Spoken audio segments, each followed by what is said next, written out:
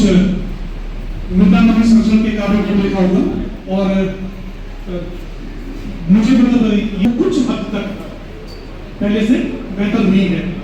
इसी तरह के कुछ कार्य हमारे जो दूर की तरफ के क्षेत्र के हैं उसमें आप इसी प्रकार से जो बढ़कर हमारा वनबाजी है इसमें 7 रह गई, 7 इस अन्य साल के 33 में मुआवजा मिल चुका है। 2,22,470 से मुआवजा की त्वरित कार्रवाई के लिए हम लोग सब प्रयास में एक बात बोले, आपका स्वागत है। और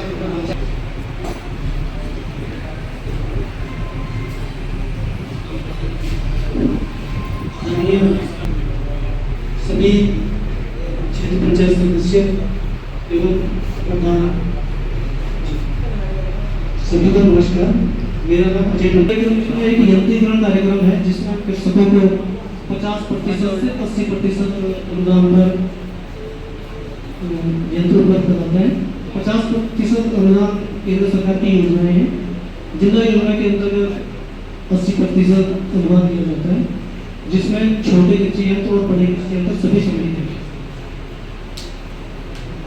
आपको जो है आवेदन एक प्रतिलिपि करके आप मोबाइल में दीजिए। हम इसी साल से 25-26 से ये योजना पॉली हाउस के अलावा जो है बहुत अच्छी खेती है। मेरे को ब्लॉक से जो है 3-4 पेड़ मिले थे, जिसमें से एक पेड़ हुआ उसमें ड्रैगन भी लगने शुरू हुए और इतना अच्छा फल है जिसका कोई अंत नहीं। लेकिन एक बार ग्रो बैग आए उसके बाद दोबारा ग्रो बैग नहीं आया। आपसे मेरा यही निवेदन है कि ग्रो बैग हर परिवार में बांटे, जिससे कि वो ड्रैगन की खेती ग्रो बैग में करे। सबसे अच्छी खेती वो ग्रो बैग में हो सकती है। धन्यवाद। सिंचाई संबंधित नलकूपों का निर्माण किया जाता है, जिससे कि आप सभी को ग्रामीण क्षेत्रों में सिंचाई की सुविधा उपलब्ध कराई जाती है। वर्तमान में हमारे विभाग के द्वारा 44 नलकूप डोईवाला विकासखंड में भी लगाए हुए हैं, जो कि चलित अवस्था में है। और ऋषिकेश क्षेत्र रायवाला के अंतर्गत 2 सिंचाई योजनाएं प्रतीक नगर एवं सुस्वा लिफ्ट स्कीम भी चलाई जा रही है। वर्तमान में हमारे विभाग से जो योजनाएं अभी चल रही हैं विकासखंड में, वो नलकूपों की जो जल वितरण प्रणाली है, नहर, पाइपलाइन, उन सभी के मरम्मत और जीर्णोद्धार का तथा विस्तारीकरण का कार्य पिछले 2 सालों से सभी नलकूपों पर लगभग चलाया जा रहा है। साथ ही जिला योजना के अंतर्गत उसके आसपास सफाई की होगी। मैं 6 साल से देख रहा हूँ कि कोई विभाग सफाई नहीं करती, ना नलू सिंचाई वाले ना सिंचाई वाले। तो आप एक बार वहाँ पे देख सकते हो आगे क्षेत्र में कि कैसा मतलब पानी की दिक्कत कैसे होती है। और बरसात के टाइम में अभी देखो पानी में ओवरफ्लो हो गए, लोगों के खेतों में जाना, उससे घरों में घुस रहे हैं। तो इसकी जिम्मेदारी किससे होगी?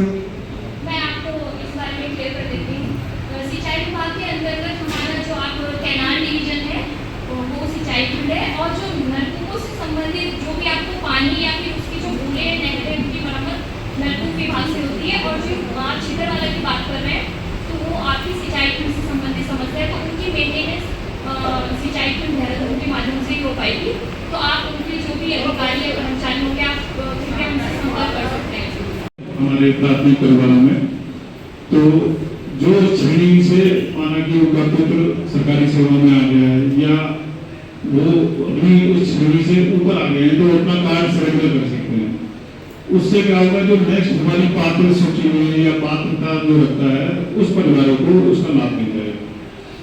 इसका KYC भी हो रहा है पूरे परिवार के सदस्यों का दुकानों के माध्यम से। तो जो जो संबंधित डीलर है उनके पास समस्त परिवार जाके बायोमेट्रिक के माध्यम से अपना KYC वगैरह में। अच्छा, जो थे पिछले 2 साल से जो व्हाइट वाले हैं, जो राष्ट्रीय खाद्य सुरक्षा के हैं, उसमें काम नहीं चढ़ रहे हैं। उसमें समस्या क्या आ रही है कि जो बेचारे गरीब लोगों के वो राशन कार्ड हैं। अभी सर हमारे पीछे चले गए, उन्होंने बताया कि पंचायत की बैठक में उन लोगों के नाम कटवा दें जो थोड़ा स्तर इनका बढ़ गया हो। अब कोई आदमी तो बताने वाले नहीं स्तर बढ़ गया, किसी प्रधान की भी हिम्मत शायद नहीं होने की कि उसका हट जाए। मैं आपको बता दूं, ये विभाग द्वारा पिछले 1-1.5 साल 2 साल पहले कार्रवाई की गई थी और बहुत बड़े स्तर पर बहुत अच्छी कार्रवाई थी आप लोगों ने की कि विभाग ने अखबार के माध्यम से, मीडिया के माध्यम से ये पूरे उसमें चलाया कि भाई जिन लोगों के राशन कार्ड पीले हैं, सॉरी सफेद राशन कार्ड है राष्ट्रीय खाद्य सुरक्षा के, वो अपने राशन कार्ड कटवा ले, अन्यथा विभागीय कार्रवाई की जाएगी। और बेचारे उन लोगों ने भी कटवा दी जो उसके पास मतलब किसी का अगर पुरानी मोटरसाइकिल पुरानी कार होगी उन्होंने कटवा दी, और जो लोग उसमें अच्छे खासे लोग तो उन्होंने नहीं कटवाए, और वो आज उन लोगों पे हंस रहे हैं जो लोगों ने कटवा दिए, क्योंकि उसमें कोई भी विभागीय कार्रवाई नहीं हुई। ठीक है सर। माजरी में आज एक सेक्टर फतेहपुर केवल वाला में वो हमारे माध्यम से क्या वो कोई उन्होंने कम रीप और रीप नहीं उसमें रीप जो नहीं ये मशरूम का दिया गया है जी। जिसमें झोपड़ियां बनी है, जी। उसका कुछ आपके नॉलेज में है? वो हमने खाली ऋण दिया था ऋण दिया था, लेकिन उनका पता भी दिया आपने, वो कर्जे के नीचे दब गए हैं। क्योंकि आप मैं खुले मन से कहना चाहता हूँ, कमीशन के तौर पे वो काम दिया गया, एक भी जो है वहाँ पे मशरूम की एक भी झोपड़ी में जो है 1 किलो मशरूम पैदा नहीं हुई है। मेरी बात समझ लीजिए, वो हमने नहीं कराया, कर्जे के नीचे आ गए वो सब। वो सर हमने उनको ऋण दिया था, पर हमारी जिम्मेदारी आप कैंसिल भी कराओ।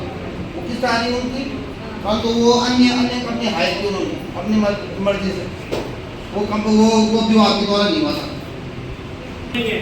ये सही कह रहे हैं, किसी भी मुद्दे में आता कि सब्सिडी आएगी 48,000 की, लेकिन सब्सिडी नहीं आएगी। मैडम आपके मशरूम में आपके मशरूम में हाँ मेरी तो आपको थी। आपको मैं लिखा को लगा उस टाइम कि इसलिए बाकी आप जिम्मेदारी हमारी नहीं, मतलब हम लोन दे सकते हैं आपको। तो शायद किसकी आप लोग क्या हो कंपनी की हो, आपको बताओ ना कौन दी है, तो आपके कोई हेड देता क्या कहो कोई गाय थी। ये नहीं मुझे पता सर। चलो मैं सीधा साफ इस माध्यम से नहीं, भेजना है। इसको होना चाहिए ना, हाँ, ये कोई जवाब नहीं। दीजिए। इसको दिखाइए जरा लेटर दे देंगे को मैं ऊपर इसको खाऊंगा लेटर क्यों 60,000 का लोन बनाए और मशरूम कुछ नहीं हुई इसमें। कंपनी की हो आप ये सर आपके विभाग में है ना, तो आपको पता होना चाहिए कि कौन सी कंपनी है। जांच करवाइए, ये बहुत बड़ा घोटाला है कोयला ब्लॉक के अंदर, इसकी जांच होनी चाहिए। आप इसमें सरकार द्वारा निर्धारित लेवी है। इसके अलावा हमारे विभाग द्वारा बदियाकरण का कार्यक्रम चलाया जाता है।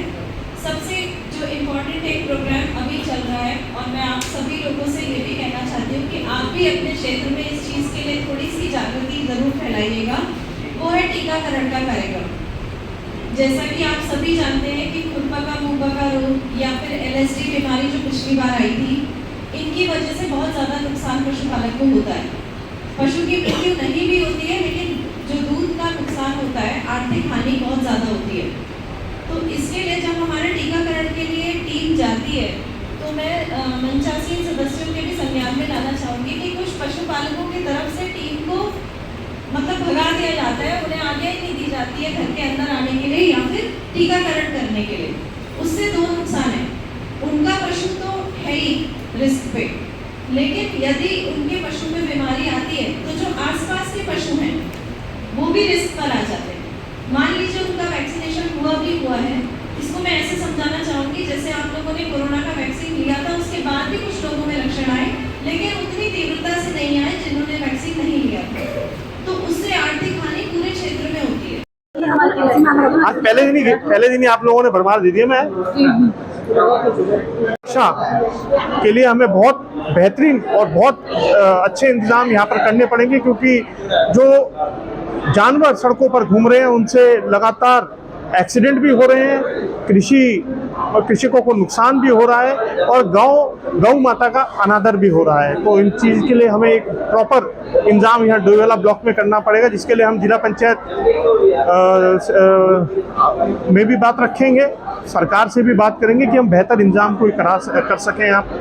और बाकी सारे इश्यूज हैं अब जो मिलजुल कर हम लोग काम करेंगे। और एक आज हम लोगों ने सदन में एक मात्र प्रस्ताव रखा है कि स्वर्गीय इंद्रमणि बडोनी जी जो उत्तराखंड के गांधी थे, उनकी प्रतिमा हम लोग अपना ब्लॉक सभागार में कहीं लगाएंगे, ताकि एक मैसेज हम लोगों के लिए रहे कि भाई जो प्रदेश है ये उन लोगों का बनाया हुआ प्रदेश है और उनकी जो सोच थी और जैसा प्रदेश वो चाहते थे हम उस पर काम करें। वैसे तो अभी सौजल इस पर काम कर रहा है, लेकिन अब तक जो मैंने देखा है कि चुनिंदा ग्राम सभाएं हैं, 2-3 ग्राम सभाएं ही इस चीज़ को टेक ओवर करके उस पर काम कर रही है। लेकिन हम लोग अगर मिलजुल कर और एक जो डर लोगों के बीच में है कि इस काम को हम कैसे करेंगे, वो डर हमने जनप्रतिनिधियों के मन से निकालना है। और मैं समझता हूँ कि अगर हम लोग एक बार काम करना शुरू करेंगे इस पर, तो हम इसका रिजल्ट भी आएगा अच्छा। मैं अभी मेरे संज्ञान में आया है और माननीय सदस्य ने जब ये उठाया है मुद्दा, तो मैं समझता हूँ इसकी जांच होनी चाहिए और अगर इसमें कोई अधिकारी लिप्त हैं तो उन पर कार्रवाई होनी चाहिए। क्योंकि